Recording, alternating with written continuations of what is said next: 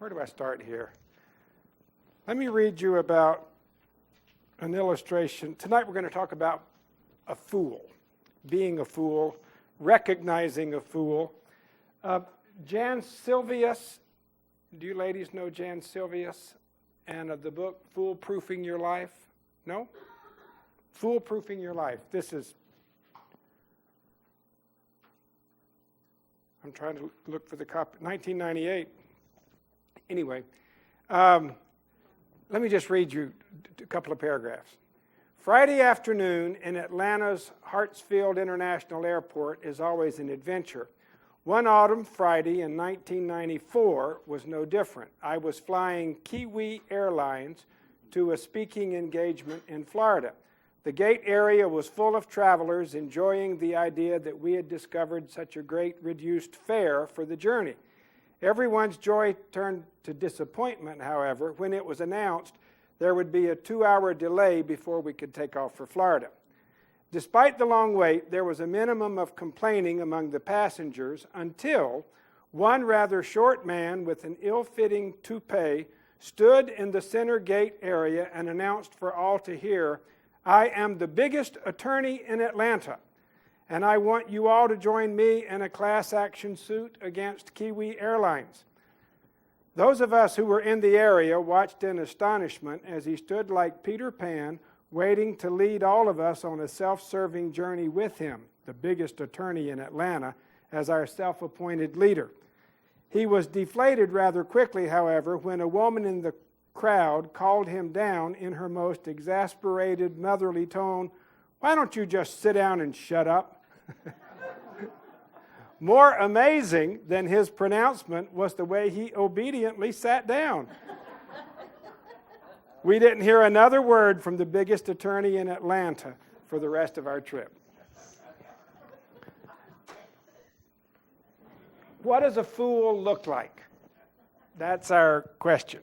And Nabal is sort of the poster child of all fools. The biggest attorney in Atlanta certainly is on the runner-up list. But that's what we're going to talk about here. Let's read the scripture, and then we're going to look at our notes. So 1 Samuel 25. I was going to skip this chapter, and then I just said it's too good. There's just too much good stuff in here. Are you there with me? Let me just read the whole chapter, and I'm going to try to do it with as few comments as possible. Let me remind you the context. David is running for his life from Saul. And in chapter 24, David was hiding in a cave. Saul had come in to relieve himself. And David's soldiers said, "Kill him. God's given him to your hands." And David said, "No, I'm not going to follow my passions and instincts. I'm not going to take into my own hands vengeance." The same thing is true in chapter 26. This is where David and 2 of his men sneak down into Saul's camp, and David's soldiers say, "Kill him. God's given him to your hand." And Saul says, "No, I won't kill the Lord's anointed." That would be wrong.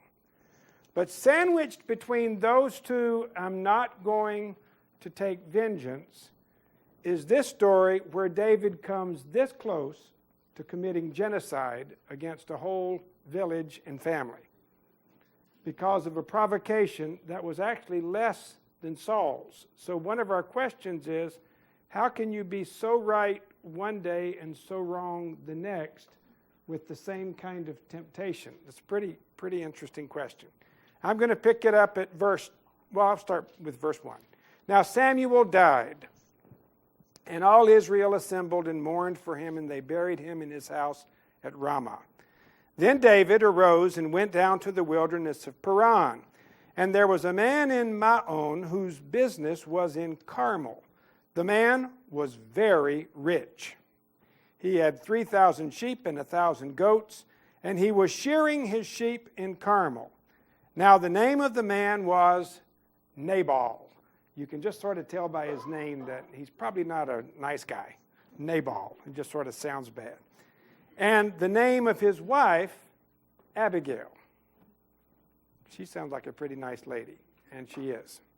The woman was discerning and beautiful.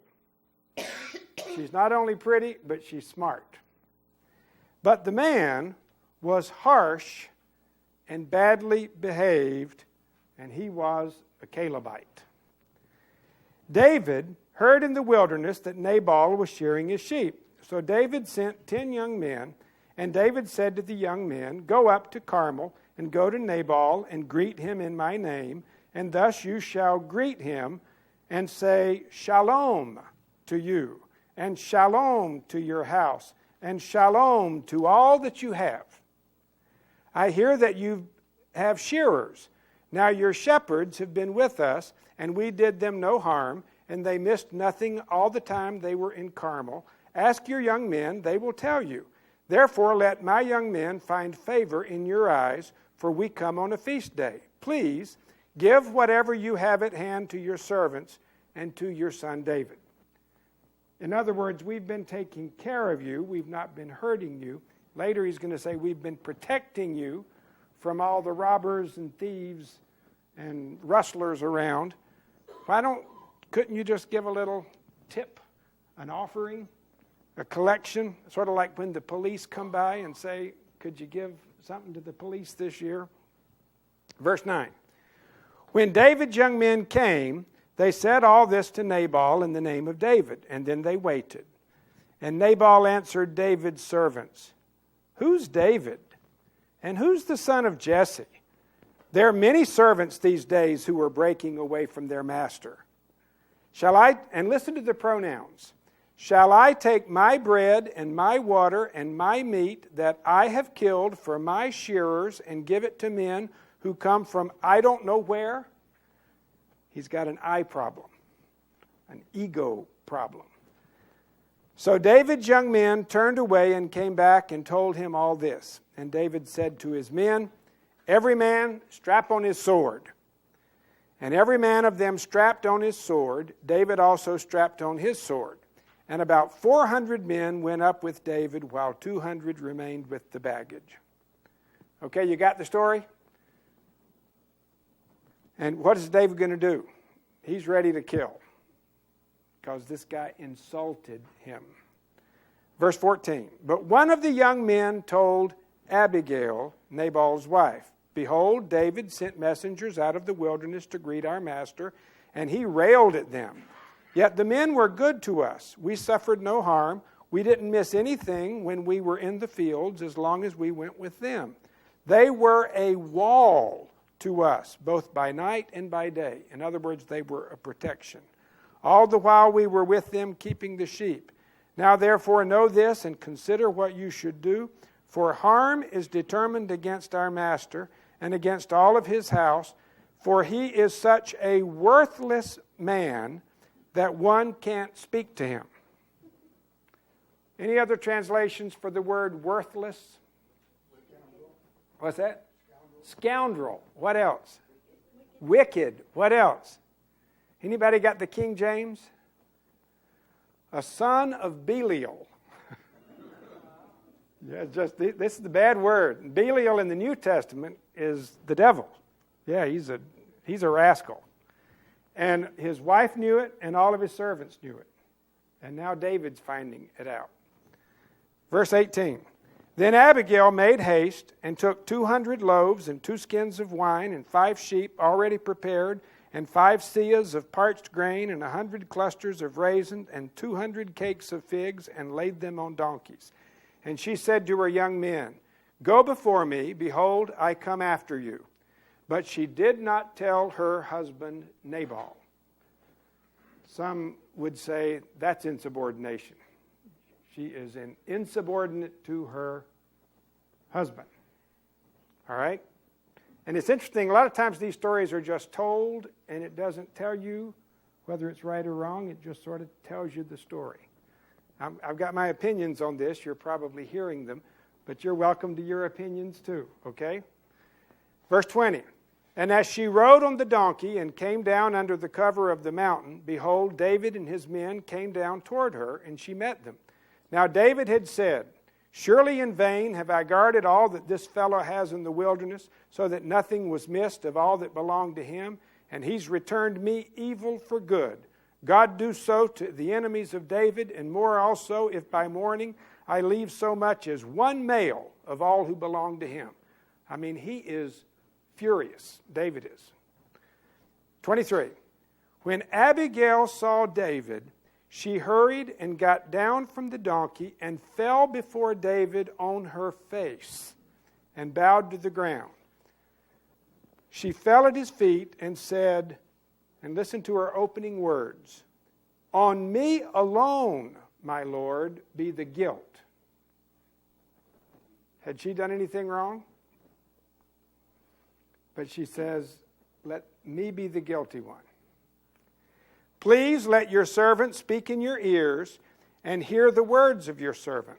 Let not my Lord regard this worthless fellow Nabal, this son of Belial, for as his name is, so he is. Nabal is his name, and folly is with him. The name is, Nabal means fool. And you have to wonder about his mother, why she would name a kid fool. But he fits his name. That's what Abigail says. I've been living with this guy for a long time. He is what his name is. I'm married to a fool, which is what this book is. This book is written by a woman, and it's basically about how to live with a fool. What do you do when you're living with the bona fide, card-carrying, certified fool? That's how she's a good writer. But I, your servant, did not see the young men of my Lord whom you sent. Now then, my Lord, as the Lord lives and as your soul lives, because the Lord has restrained you from blood guilt and from saving with your own hand, now then, let your enemies and those who seek to do evil to my Lord be as Nabal. And now let this present that your servant, myself, Abigail, has brought to my Lord be given to the young men who follow my Lord. Verse 28, please forgive the trespass of your servant. Who's she asking him to forgive? Who's her servant? Who's the servant? Herself. And in reading the commentaries today, the word is feminine. I'd always thought when she said, please forgive the trespass of your servant, she meant, please forgive that rascal I live with.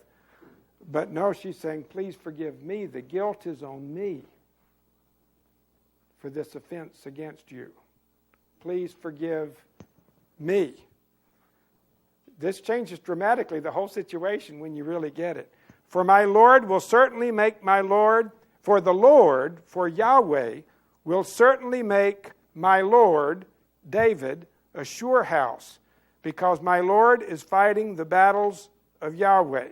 And evil shall not be found in you so long as you live. If men rise up to pursue you and to seek your life, the life of my Lord shall be bound in the bundle of the living in the care of the Lord your God. And the lives of your enemies he shall sling out as from the hollow of a sling. She's a genius. What's she talking about? It's an allusion to God's going to do to your enemies like a rock coming out of a sling. That's exactly what happened with Goliath just a few chapters earlier. Verse 30, and when the Lord has done to my Lord according to all the good that he has spoken concerning you and has appointed you prince over Israel, in other words, she knows he's going to be king, my Lord shall have no cause of grief or pangs of conscience for having shed blood without cause, or for my Lord taking vengeance himself. And when the Lord has dealt with my Lord, then remember your servant. It's quite a speech. David said to Abigail, blessed be the Lord, the God of Israel, who sent you today to me this day. Blessed be your discretion. Blessed be you. You have kept me from blood guilt and from avenging myself with my own hand. For as surely as the Lord, the God of Israel, lives, who has restrained me from hurting you, unless you had hurried and come to meet me, Truly by morning there had not been left to Nabal so much as one male. Then David received from her hand what she had brought him, and he said to her, Go up in peace to your house. See, I have obeyed your voice. I've granted your petition. Verse 36. And Abigail came to Nabal, and behold, he was holding a feast in his house, like the feast of a king. He's the greatest attorney in Atlanta. You can just see with his little toupee on his head. He's like a king. And Nabal's heart was merry within him because he was very drunk. I mean, this is a rascal. So she told him nothing at all until the morning light. In the morning, when the wine had gone out of Nabal, his wife told him these things, and his heart died within him, and he became as a stone. And about 10 days later, the Lord struck Nabal, and he died. Must have been a heart attack of some kind. Verse 39, when David heard that Nabal was dead, he said, Blessed be the Lord, who has avenged the insult I received at the hand of Nabal. God did this. I didn't touch him. God did. And has kept back his servant from wrongdoing. The Lord has returned the evil of Nabal on his own head. Then David sent and spoke to Abigail to take her as his wife. The plot thickens. When the servants of David came to Abigail at Carmel, they said to her, David has sent us to you to take you to him as his wife. And she rose and bowed with her face to the ground and said, Behold, your handmaid is a servant to wash the feet of the servants of my Lord. And Abigail hurried and rose and mounted a donkey, and her 5 young women attended her, and she followed the messengers of David and became his wife. David also took Ahinoam of Jezreel, and both of them became his wives. Saul had given Michal, his daughter, David's wife, to Palti, the son of Laish, who was of Galim. Pretty interesting stuff. All right, can we dive in? How are we doing? The day David almost blew it. Though David has done very well at dodging Saul's spears and refusing to take vengeance on his enemies, Nabal's insults were, for some reason, just too much. David temporarily forgot who he was and almost ruined everything by taking matters into his own hands. In other words, you follow the story. If he had annihilated this family, he would have had blood guilt on his hands. He would have been charged with, you made yourself king. It would have ruined everything. And Abigail understood it. And David temporarily forgot it. When he was dealing with Saul, he understood it perfectly. But for some reason, when this idiot, Nabal, insulted him, he lost all of his bearings and just said, everybody put your sword on. We're going to even the score. Perhaps the best way to study this passage is simply to examine the 3 main characters one at a time. Nabal, David, and Abigail. And quickly, because I want to get to some discussion time with you tonight. In verse 3, Nabal is described as harsh and badly behaved. The words denote someone who is uncouth, stubborn, ill-mannered, brutish, vulgar, and mean. In verse 17 and 25, he's called worthless or scoundrel. What were some of the other evil. No one can speak to him. In other words, not only is he a jerk, that sort of fits, but he's an unteachable jerk. It's one thing to be a jerk, but it's another thing when nobody can talk to you about your jerkishness. I've got some nods in here. and Nabal, he's unteachable. Number 2, he's also a drunk. So you mix alcohol into the mix, and it makes it worse. The word Nabal means fool. And remember in all this, Jesus said, don't call anybody a fool. But the Bible talks about fool a lot. And the David story has 2 mega fools, Nabal and Saul. Saul, at the end of his life, looks back and says, I've played the fool. That's chapter 26. I've played the fool. And in this chapter, David comes this close to being a fool himself. I mean, he is right on the edge. In the Bible, foolishness has nothing to do with intelligence or IQ.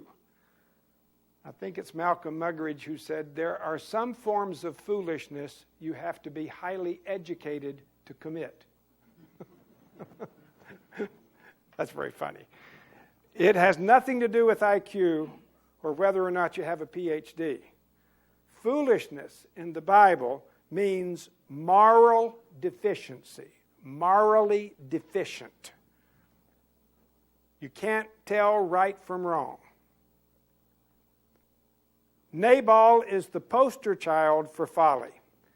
As his name is, so is he. Nabal is his name, and folly is with him. Boy, I hope my wife never says something like that about me. That's such an incredible statement. Number 4, he's also rich. Riches and folly often go together in the Bible. And it's a little bit like the chicken and the egg. Which comes first? Are you a fool because you're rich, or are you rich because you're a fool?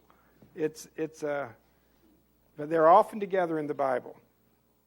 Jesus told a parable about the rich fool. In fact, we got to look at it. Turn to Luke chapter 12. I want you to see it. And I have to think that Jesus was thinking of Nabal when he told this parable. It just fits Nabal. Are you in Luke chapter 12? Let me pick it up at verse 16. And he told them a parable, saying, the land of a rich man produced plentifully. And he thought to himself, and listen to the pronouns, what shall I do? I have nowhere to store my crops.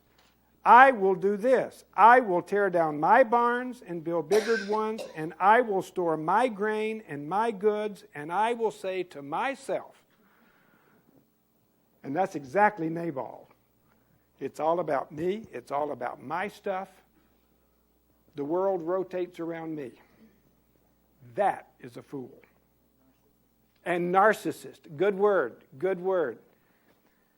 Soul, you have ample goods laid up for many years. Relax, eat, drink, and be merry. But God said to him, what? Jesus said, don't call people that. But God calls this man, you're an idiot. You're a fool. I mean, it's strong language.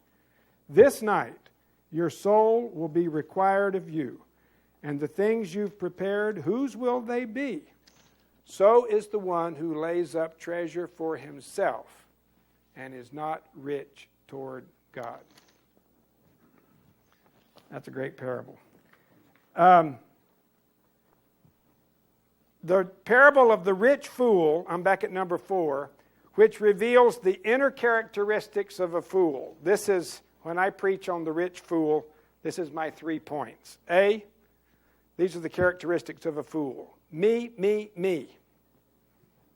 It's my goods, it's my barns, it's my life, it's my soul. B, more, more, more. His greed is insatiable. I think it was John Rockefeller. Was he the big one, the first one? John asked him how much money is enough. If I'm right on this, and his answer was $1 more. $1 more. C, now. He could not see beyond the temporal satisfactions of this world. He had no understanding of delayed gratification. That's Nabal. Me, more, now. Fool. Jesus' evaluation of this man is succinct and to the point. You fool. This is especially significant in light of the fact that Jesus warned his disciples not to call anyone by this term. You have to love the Bible. There is a note there. The Greek terms are different. When Jesus said don't call anyone a fool in the Sermon on the Mount, the Greek word is moros, where we get moron. Don't call anybody a moron. Words are so interesting, which means stupid, dull, or blockhead. The word in Luke 12 is aphros. P-H-R-O is a word that refers to the mind. You put an A in front of it, it's the negation. It means mindless or senseless. But it's really the same idea, though technically it's not the same word. Okay? So that's Nabal. Yes? Nabal means fool. Does Laban mean wise? Spell it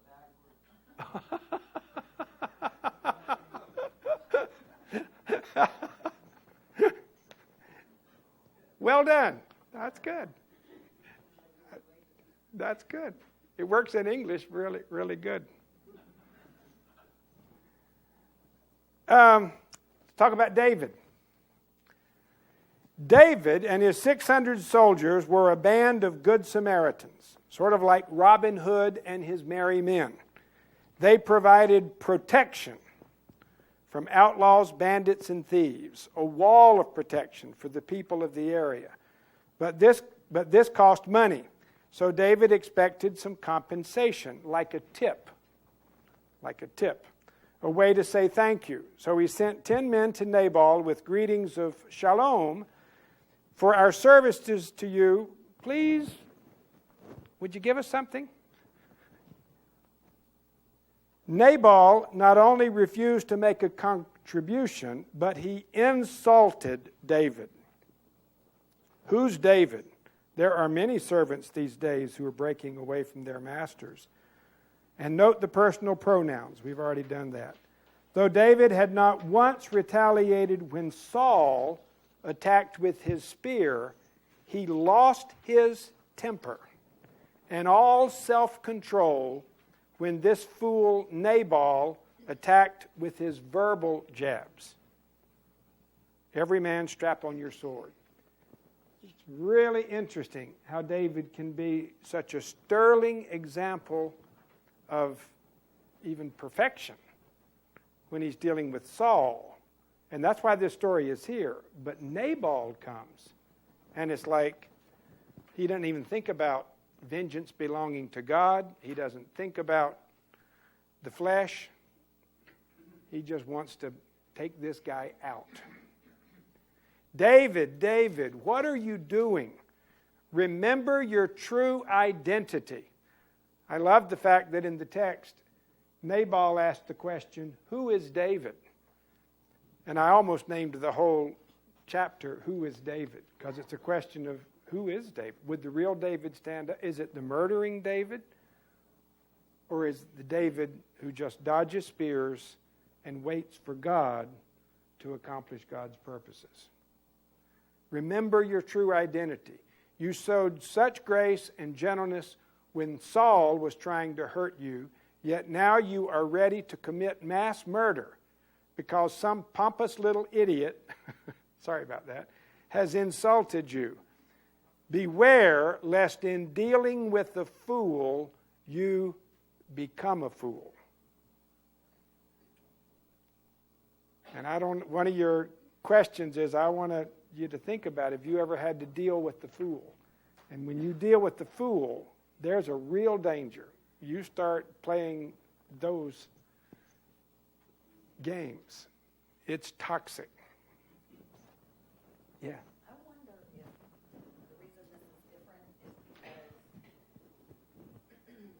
Nabal was, David was watching out for his men, asking for Nabal to help his men. He can take insults personally, but Nabal insulted the entire camp, so he wanted to defend everybody.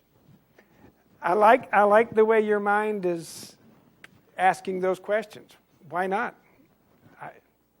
And what I love about Scripture like this, it doesn't tell us. It just says this is what happened. But yeah. I agree with Bull, playing with Bull. Yeah. Just thinking how he might feel differently. That's excellent. Let's talk about Abigail. So this is the third main character. Abigail has both beauty and brains. I got to tell you this joke. So one day in the Garden of Eden, Adam and God are talking, and Adam is expressing his appreciation for all that God has done, and especially for creating Eve. But Adam gets a little courage and he says, "But God, why did you make her so beautiful?" And God said, "So you would find it easy to love her." He said, "Oh." And then a little sheepishly, "But Lord, why did you make her so dumb?" And God said, "So she would love you."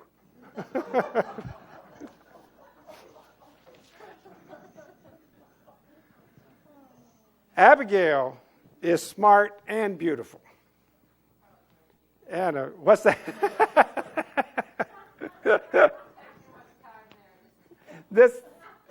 The gender stuff in this is and it cuts two ways, Susie. It cuts two ways. We've been talking about the fool who's the male in the story, yeah. So it really does cut two ways. But Abigail is remarkable. She's discerning and beautiful. Number two, she has the wisdom and the courage to step into the gap between two fools who are about to kill each other. She steps between them. She's a woman in a man's world. She has no weapon where everybody else is carrying a sword. She speaks wisdom when everybody else is a fool, including David, for at least briefly. And she brings beauty into an ugly world. I try to think how even this plays out with terrorists, and the role of women in bringing peace on earth. This is amazing stuff. I don't know what to do with it all. She has wisdom and courage to step into the gap between two fools. Both Nabal and David are in the wrong. This is a lonely and dangerous place to be, especially for an unarmed woman. But there she is on her knees in front of David, who's got a drawn sword in his hand, headed to her house. But she knows if she doesn't act, her entire household will be destroyed. Notice the steps she takes to prevent disaster. A, she recognizes the danger for both Nabal and for David. Nabal, you're about to be killed. David, you're about to undermine the throne you haven't even sat on yet. B, she prepares an offering. C, and I'd love for you to help me with this one.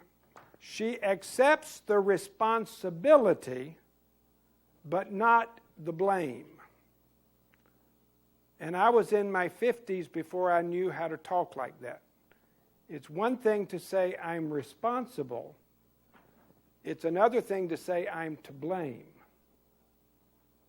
Abigail is not to blame, clearly, but she says, I'm responsible. On me be the guilt. I'm going to take responsibility for the sin going on in my house. She's not to blame, but she does take responsibility.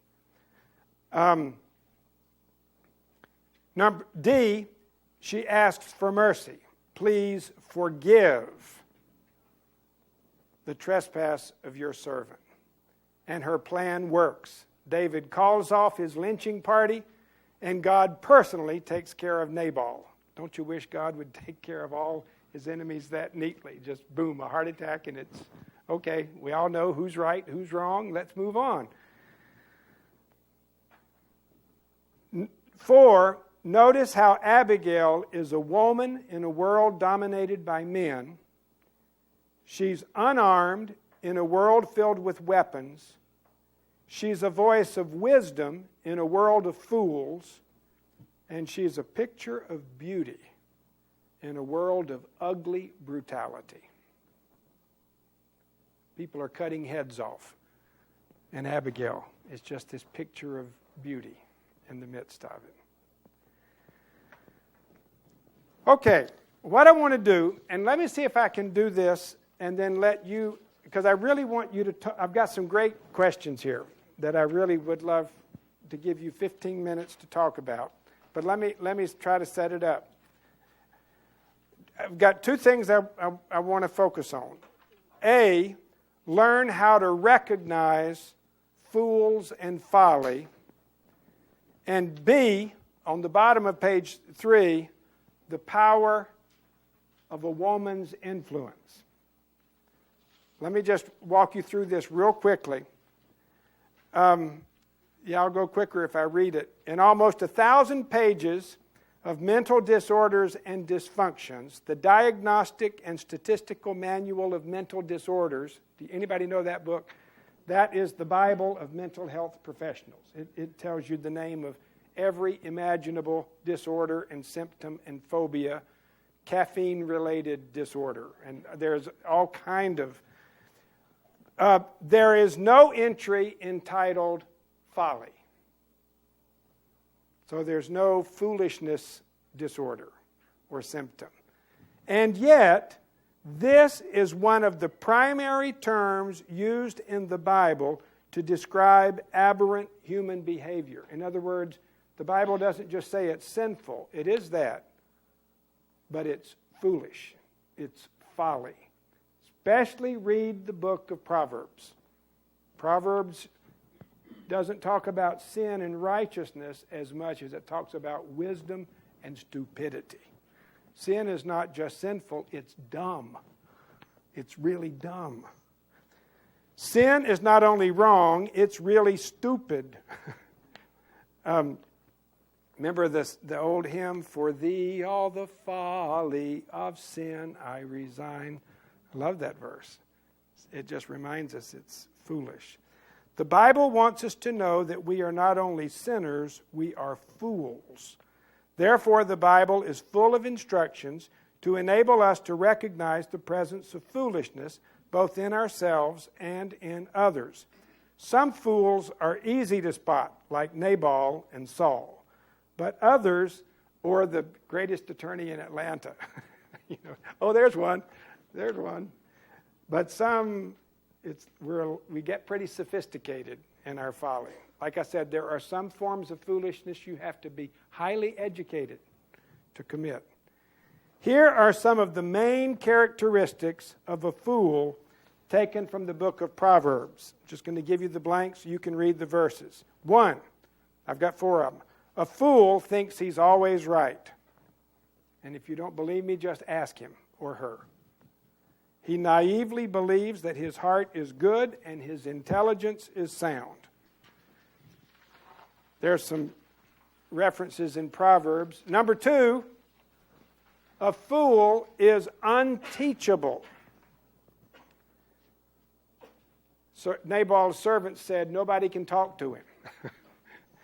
We've tried to tell him, please don't self-destruct, master, but he won't listen to us. He's unteachable. Neither Nabal nor Saul were willing to listen to advice from anyone except those with whom they were in agreement. Fortunately, David, this is one of the characteristics of having a heart like God's heart. You're teachable. So when Abigail, a woman, says to a man, you're wrong, David said, thank you. You're right.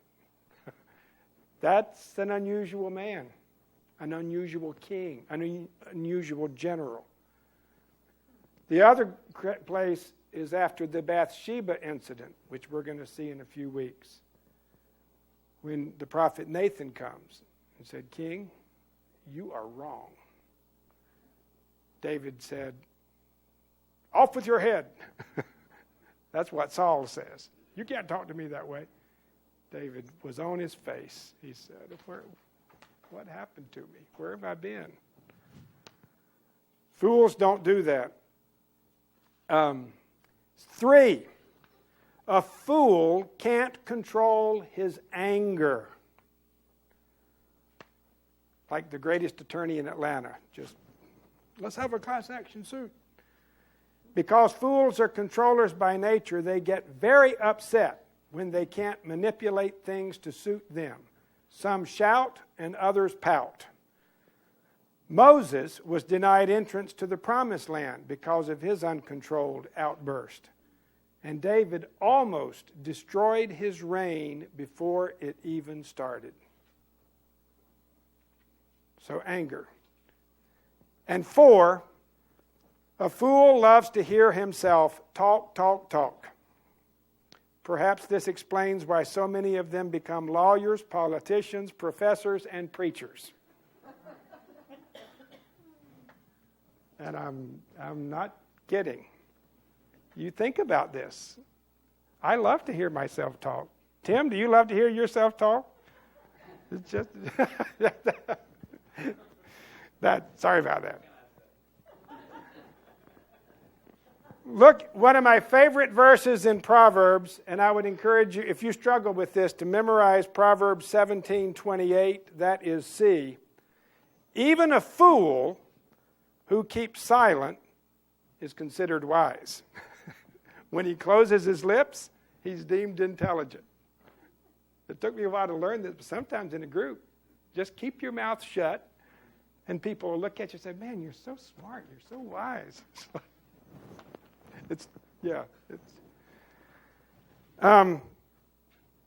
Okay, real quick, the other thing I want you to talk about, because I really want you to try to absorb this, is the power of a woman's influence. This is incredibly interesting, and I want you to talk about, let me just introduce you to it. Though Nabal was living with a saint, he never listened to her. I wonder what judgment is going to be for Nabal when you woke up with Saint Abigail every morning and you stayed a fool. You are a fool. He never listened to her, and thus he remained a fool. But though David was acting like a fool, he listened to a woman's counsel, and he saved himself and many others. The Bible has much to say about the power of a woman's influence over a man. I'm not going to read Proverbs 9 with you, but you can. Let me give you 4. If I drew a chart, I could put it on a... I'm not going to do it. But you've got 1. When a man listens to godly counsel. For example, David listened to Abigail.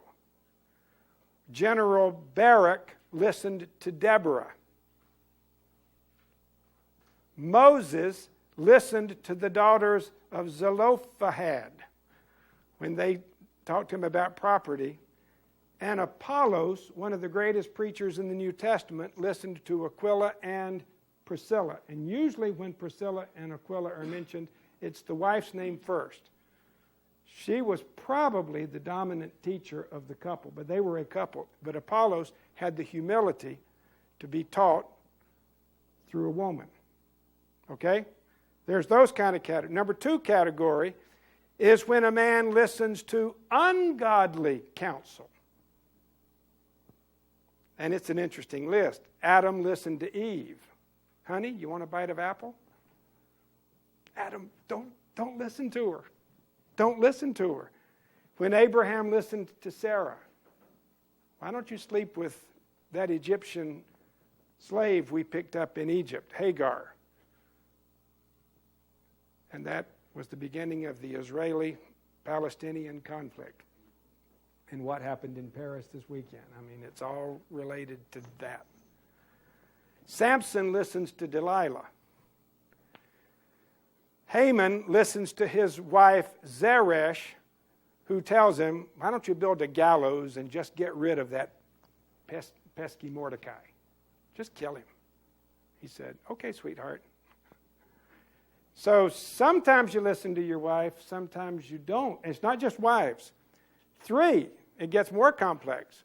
When a man doesn't listen to godly counsel, like Nabal, who doesn't listen to his wife, or Pilate, who during the trial of Jesus came to him and said, don't have anything to do with judging that righteous man. I had a dream. And I think Pilate looked at his wife and said, woman, you don't have a clue what it's like to be a judge. Just go back to your kitchen, or whatever he said. And I'll bet he's spending eternity regretting that decision. I know he is. And 4, when a man doesn't listen to ungodly counsel. And I could only come up with one of these, but that was when Joseph didn't listen to Potiphar's wife, who said, lie with me. So it's but the influence of this woman's voice for a man, whether it's mom, whether it's wife, whether it's sisters, but a woman's voice has incredible power. For good, for evil. And the story tells us. I don't know if I've got this quite right yet, man's greatest challenge is how to discern the voice of wisdom from the voice of folly. And a woman's greatest challenge is how do I submit when the man in authority is acting like a fool. That's a problem. That's hard. That's really hard. Why don't you take 10 minutes and form groups of 3. These are way too many questions, but these are such interesting topics about wisdom and folly, about gender particularly. And then just dismiss yourself when you're done, okay? Can you do that? I'm not going to come back and dismiss you. But, next week we do not have Bible study. It's Thanksgiving week. We'll send you an email and remind you. But not next week. But we'll meet after that for 2 or 3 weeks, and then it's Christmas break. We'll get you, but not next week. I know already a lot are going to be gone. Is this good? So form groups. These are fun questions. Enjoy.